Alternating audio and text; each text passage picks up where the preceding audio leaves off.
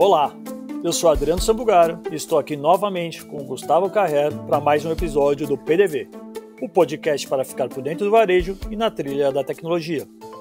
A gente sabe que está todo mundo buscando um jeito de adaptar o negócio aos novos tempos. Como escoar aquele estoque que ficou parado nos últimos meses e como alcançar aquele consumidor que ainda evita sair de casa. Claro que não existem soluções mágicas ou prontas, mas no episódio de hoje a gente promete te inspirar com insights sobre inovação. Eu acho que o mais importante é você se abrir para uma nova postura, deixar velhos hábitos para trás, não se apegar ao que era antes, tentar se abrir de forma positiva para experimentar o novo.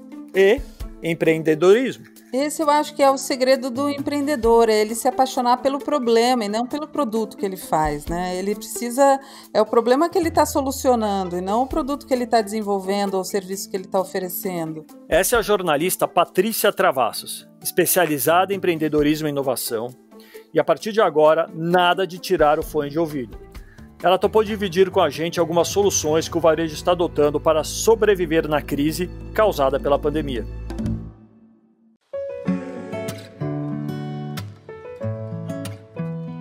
Patrícia, você costuma dizer que o seu trabalho tem duas principais vertentes: empreendedorismo feminino e inovação. Eu queria que você começasse se apresentando um pouco e contando como você chegou nesse foco, um pouco da sua trajetória para a gente.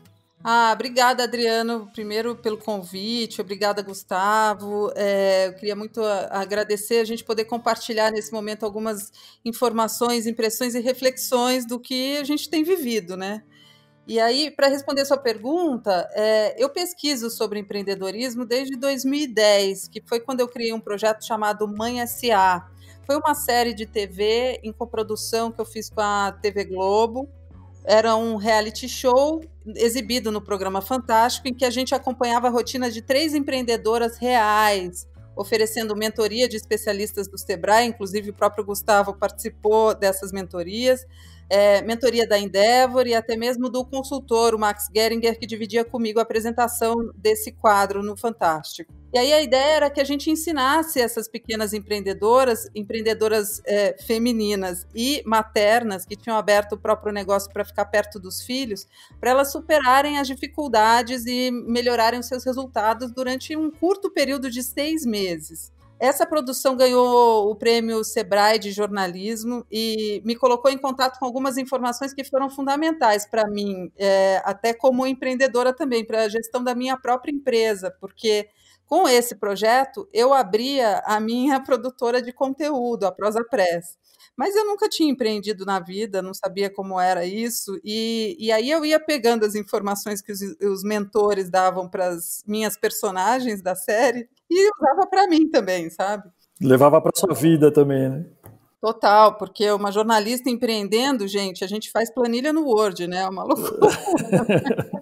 Então, a gente fez, no fim, mais de 200 entrevistas com mães empreendedoras que me deram uma visão geral sobre as ilusões, os erros, os acertos mais comuns que o empreendedorismo, que estão ligados ao empreendedorismo feminino, né?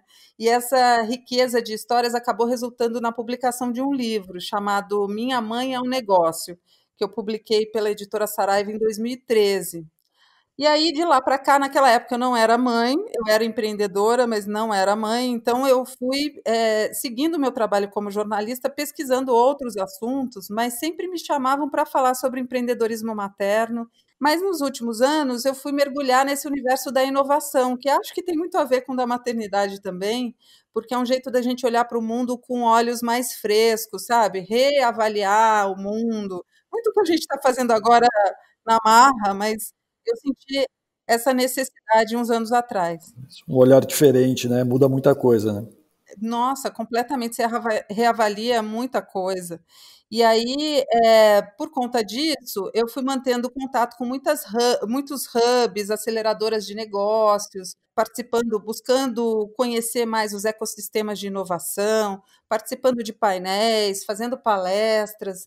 E aí, um pouco antes da pandemia, eu decidi juntar esses 2 universos, o empreendedorismo feminino e a inovação, num projeto chamado Inovar é um Parto. Por quê? Porque eu percebi que as mulheres são maioria na hora de empreender, mas quando a gente começa a olhar para startups ou empresas que usam a tecnologia para impulsionar seus resultados, as mulheres não são maioria e isso coloca em xeque o sucesso do negócio delas, né? Então, se você olhar meu livro de 2013 e os negócios que estão lá retratados, muito poucas sobreviveram. Por quê? Porque não abraçam a tecnologia ou a inovação. Então, as únicas que sobreviveram nesse período de 10 anos quase, são aquelas mulheres que se abriram para o novo. E aí eu falei, cara, a gente precisa falar sobre isso. E eu comecei, aí, bom, veio a pandemia e eu falei, não vou adiar esse projeto para depois, que a ideia era fazer um documentário.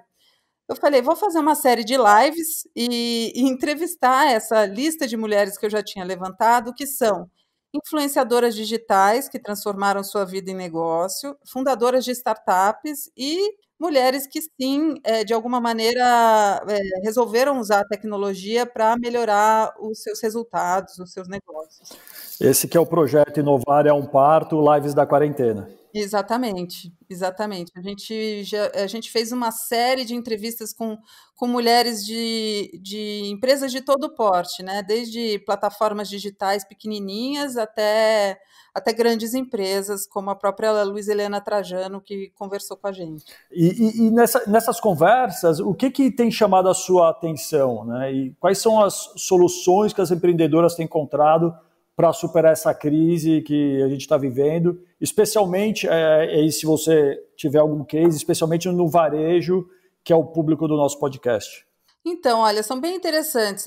Para a gente focar no varejo, eu conversei com a Ana Isabel, do Shop Together, ela é fundadora do Icon Group, né, que junta, que tem, além da plataforma Shop Together, tem a Too Collab, que eles lançaram na pandemia, e tem uma outra chamada O Que Vestir. E o que eu achei interessante, o nosso papo todo girou em torno dos marketplaces que foram. A Too Collab, por exemplo, é um marketplace de marcas independentes. Então, a pandemia pegou muitas marcas pequenas de surpresa que só vendiam no físico. E aí, quando você fecha a loja, o que você faz, né? Muita gente tinha grandes estoques ou tinha muita produção já realizada. E esses marketplaces estão servindo como uma saída para você escoar essa produção, né?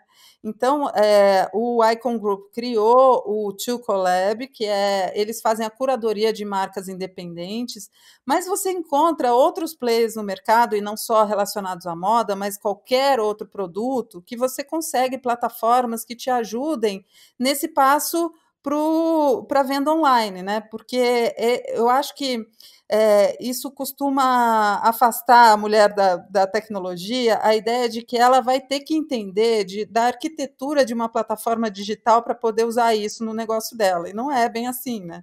Tem muitas plataformas prontas que a empreendedora precisa continuar expert na produção do produto dela ou do serviço dela. E ela vai usar essa plataforma para escoar essa produção e para fazer a venda, né? Então, ela não vai precisar entender dos bits e bytes, ela vai precisar abraçar essa inovação para o negócio dela. Então, por exemplo, eu conversei com duas jornalistas que são especializadas em gestão e tecnologia. Uma delas me sugeriu uma plataforma chamada vendebolo.com.br. Então, para boleiras que não sabem, que normalmente vendiam para clientes que já conheciam o bolo delas, e aí tem essa plataforma que foi acelerada pela Nestlé, que chama vendebolo.com.br. E você tem um monte, tem o Mercado Livre, que virou a empresa mais valiosa da América Latina essa semana. Tem o Magalu, que abriu também para empreendedores venderem seus produtos. Quer dizer, eu acho o mais interessante é cada empreendedor que tem um produto pesquisar qual é a plataforma que veste melhor a sua necessidade, sabe? Eu conversei com a dona de uma loja, uma marca chamada One Lady, e ela é uma marca de vestidos, ela vende exclusivamente vestidos e de alto padrão. Ela tem uma loja no JK Iguatemi, para você ter uma ideia. E ela estava ampliando com projetos antes da pandemia para abrir outra loja. Quando veio a pandemia e fechou a loja que ela tinha, e ela falou: opa, o que eu vou fazer? Ela entrou numa plataforma global de moda, ela tem uma moda que é muito particular e sofisticada, mas ela ganhou a vantagem do dólar, né, da conversão do dólar para o real, então ela conseguiu entrar nessa plataforma global e vender para mercados que ela não atingia antes, Europa, Estados Unidos. Quer dizer, começou a exportar. Pois é, eu acho que é o que a tecnologia, e vocês sabem melhor do que eu, faz de melhor, né? Derrubar essa barreira geográfica para ampliar o nosso mercado para muito além do nosso quarteirão, do nosso condomínio, do nosso, né? A gente vai para outros países e é questão da gente se informar e colocar a nossa empresa de forma oficial a serviço disso, dessas plataformas. Agora tem uma outra coisa que eu acho interessante, que eu falo muito de inovação, sem falar necessariamente da inovação ligada à tecnologia e, de novo, aos bits e bytes, à arquitetura dos softwares, né, a entender. Eu acho que o mais importante é você se abrir para uma nova postura, deixar velhos hábitos para trás, não se apegar ao que era antes para poder, para negar uma realidade que está vindo, é tentar se abrir de forma positiva para experimentar o novo. Né? Claro que a gente precisa tomar cuidado, tem a questão da privacidade, tem que ter um pensamento crítico por trás do uso de qualquer tecnologia, de aplicativos novos que saem todos os dias, mas eu acho que a gente se abrir para tentar, e principalmente no caso de quem está no varejo ou está empreendendo, que tem contato com o cliente todos os dias, se perguntar o que se pode oferecer de novo, né, para o cliente. Então, hoje, o que eu posso fazer de diferente aqui na minha loja? Eu conversei, por exemplo, com a Daniela Scartesini, da Rede Manual, ela encontrou uma outra solução aí para conseguir desviar aí dos efeitos da crise, né? Ela fazia eventos presenciais, reunindo designers e artesãos, que ela costuma fazer a curadoria, selecionar esses artesãos para eventos presenciais, eles vendem nesses eventos. E aí, o que ela conseguiu fazer para desviar dessa história foi criar um sistema de assinaturas. Então, ela segue fazendo a curadoria dela, ela segue escolhendo por mês 5 designers para ela conseguir criar sacolas. Então, os assinantes compram sacolas que eles recebem as escuras, né, as cegas. Então, ela fez essa curadoria, eles confiam nessa curadoria dela e ela consegue escoar esse produto dos artesãos. Então, a gente vem encontrando muitas inspirações, assim, desde assinaturas até postura realmente de empreendedoras, como a própria empresária Luiza Helena Trajano, que eu acho que, para mim, é um modelo de empreendedora que assumiu uma liderança, assumiu uma postura cidadã, né, criando campanhas para você valorizar os comércios, os comerciantes de bairros, comerciantes locais. E eu acho que mais importante são as pessoas criarem essas redes e entenderem quem são os parceiros que podem colaborar. Não é a tecnologia em si, claro que ela pode ajudar, mas é essa postura empreendedora, que aí eu acho que a mulher realmente pode nadar de braçada, inclusive. A tecnologia é a grande semelhança entre os negócios de mães que sobrevivem por mais tempo. Essa foi uma das análises que você fez sobre o empreendedorismo materno. A gente pode dizer que a tecnologia cada vez mais se coloca como diferencial para a sobrevivência de qualquer empresa? A inovação é um caminho obrigatório, Patrícia? Eu não tenho dúvida disso. A gente vê isso na prática acontecendo, né? Então, as empresas que não se abrem para a inovação ou não adotam algum tipo de tecnologia em qualquer etapa do seu trabalho tendem a morrer mais rápido, porque, primeiro, não é fácil empreender no Brasil, os desafios são enormes, e a única constante no empreendedorismo são os altos e baixos, né? Eu entrevistei um fundador de várias startups, um indiano que mora nos Estados Unidos, e ele fala que vida de empreendedor é igual aquele gráfico do eletrocardiograma, sabe? Quando a gente faz, são aqueles altos e baixos, problema é que quando fica retinho, é porque o negócio morreu. Se não tem alto e baixo, é porque acabou a vida ali, né? Então, eu acho que é assim mesmo. E os imprevistos acontecem com todo mundo. Eu acho que foi você que me ensinou isso, Gustavo, na época lá do Mãe SA. Não é só com você, não é, né? E a pandemia chegou aí para dizer que é para todo mundo, está todo É mundo se verdade. reinventando. Então, eu acho que as pessoas precisam sim se abrir para o novo e adotar de forma muito crítica, de forma questionadora, de forma muito responsável, o que vem sendo oferecido de novo em termos de tecnologia, né? A gente está aí usando o celular 24 horas por dia como uma extensão da mão, mas eu acho que o objetivo de todo mundo é tornar ele uma extensão do nosso cérebro, para a gente tirar o melhor proveito das capacidades da memória que ele nos traz, que ele adiciona para a gente, né? E para a gente saber usar isso. Então, o que eu acho é que a gente precisa fazer perguntas. O que a gente pode fazer de diferente todos os dias para os nossos negócios, né? Para o nosso negócio, para quem lida com o cliente de forma direta. E para quem está se perguntando qual é o destino das lojas físicas depois dessa experiência e desse crescimento do comércio online, eu acho que a gente vai ter que transformar as lojas, as stores, em stories, né? Então, criar histórias para essas lojas contarem para os seus clientes e atraírem esses clientes até a loja. Ele precisa participar de uma experiência, ele precisa entender um storytelling, ver que ele vai ter algo diferente ali no ambiente físico para ele preferir ir até lá em vez de comprar no online, que é tão mais fácil, né? Ou pode ser tão mais fácil.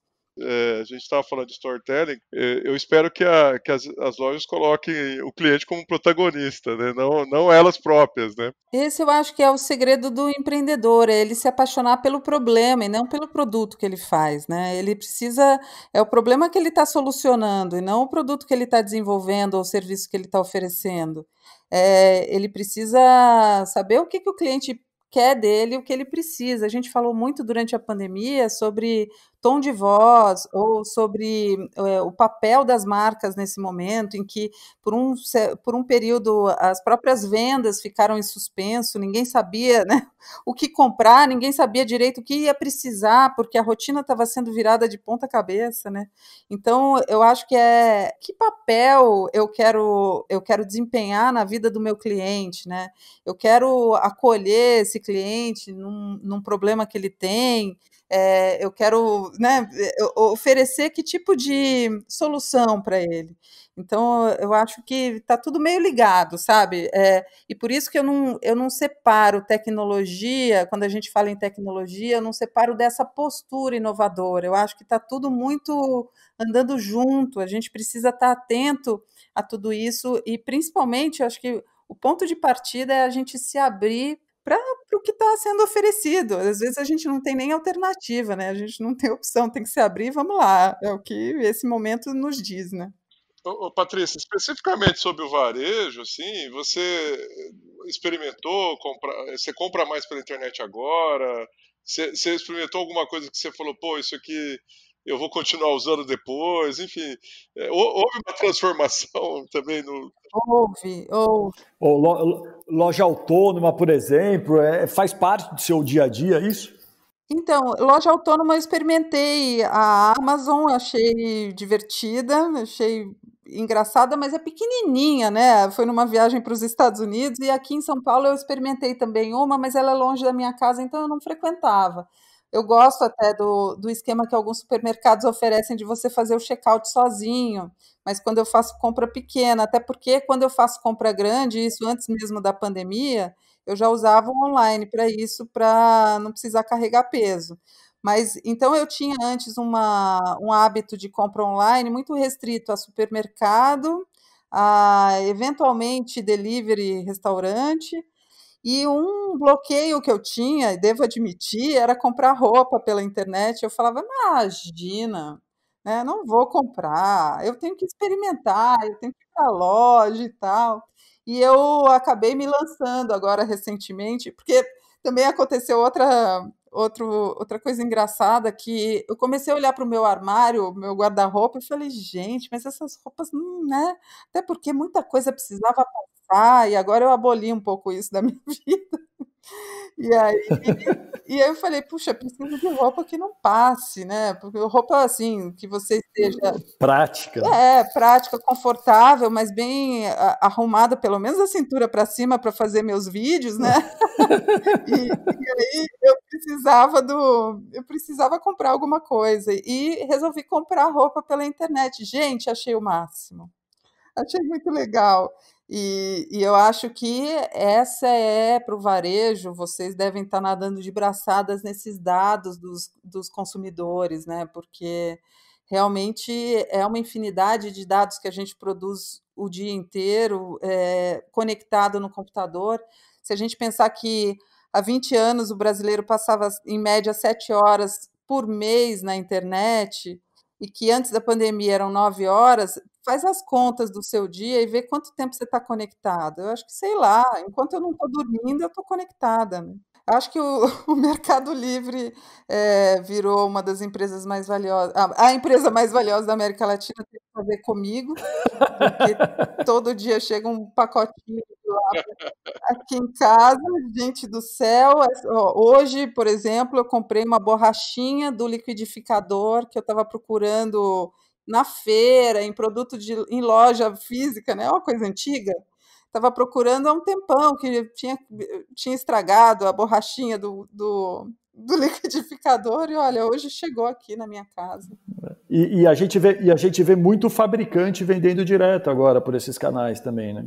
Pois é, acho que realmente é um desafio para as lojas físicas conseguirem encontrar esse meio termo ou esse discurso atraente para as pessoas voltarem a frequentar, ainda mais nesse momento em que a gente ainda está inseguro, né, em relação a ir para um shopping ou frequentar realmente uma loja grande, mas eu espero que isso vá passar, é um período transitório, é muito difícil aí para o varejo, né, mas vai passar, só que eu acho que a gente está aí buscando e está sendo muito bonito de ver a criação de alternativas, né? A gente tem visto muitas soluções em todos os campos.